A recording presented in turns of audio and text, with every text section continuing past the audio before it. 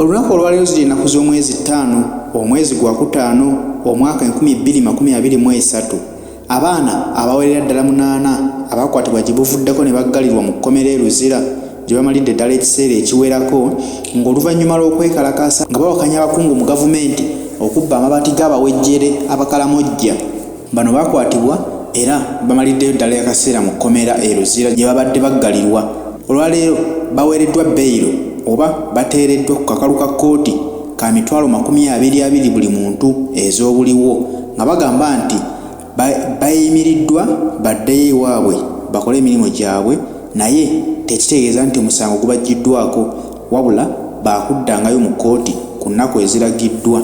Kitegeerezebwa nti baali balwanirira eddembe ly'abo bannayuganda abazze bakwatibwa ne batwalibwa mu makomera ewatali musango wabula nga bavunaanibwa olw'ebyobufuzi, kyokka nga gavumenti erabye ababbi egaanye obbakwata.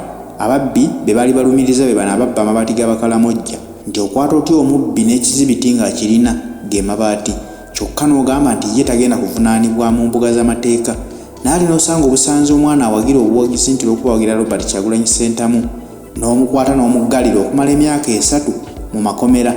Kino kye kireetedde n'owekitiibwa Leader of Opposition Lop Mpuuga okutabukira mu Palamenti ng'onatabukidde Sipiika ne Prime Minister Nabbanja abatabukidde nga bagamba ayagala okumanya ensonga eyakwatisa abaana b'NUP okumala ebbanga eryo lyonna myaka kati girimu 3 tebawozesebwa, ate abamu ku bo tetumanyi na mayitire gaabwe.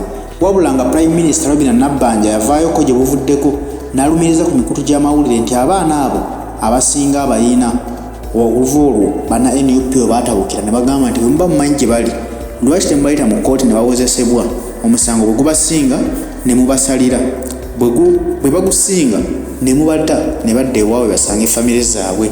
Mpuuga abadde omukaawuufu okukira omususa agambye Sipiika nti abantu bano beesuliddeyo gwa naggamba ku bulamu bwa bannayuganda, kyokka nga naddala abantu abakwatibwa abo bakyala baabwe famire zaabwe zibabanja, wabula NUP terina kyakunnyonnyola ku nsonga ezo kubanga temanyi mayitire g'abantu abo, nga kyasaba nti bakwatibwe batwalibwe mu mbuga z'amateeka, batwalibwe basimbibwe mu kkooti bawozesebwe. Omusango bwe gubasinga tujja kutegeera nti kituufu bazza omusango weeguti ne weeguti, naye ekitali ekyo bate abantu abo baddeyo basange famire zaabwe bateekinga obuvunaanyizibwa bwabwe ng'abazadde.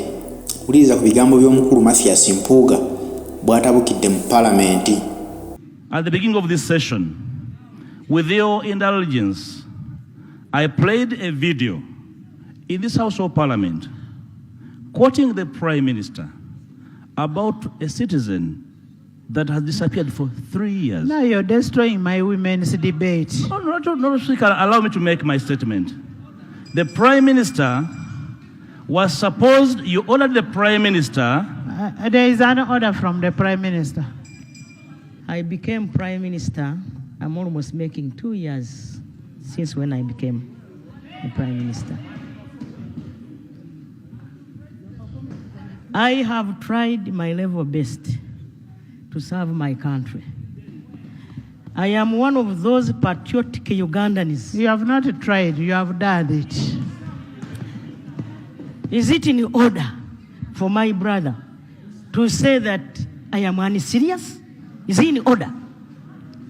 Honorable Speaker, the Prime Minister has been in office for 3 years, for 2 years. She made a comment that she is in the knowledge of a citizen that has disappeared for, will be 3 years on 3rd June this year.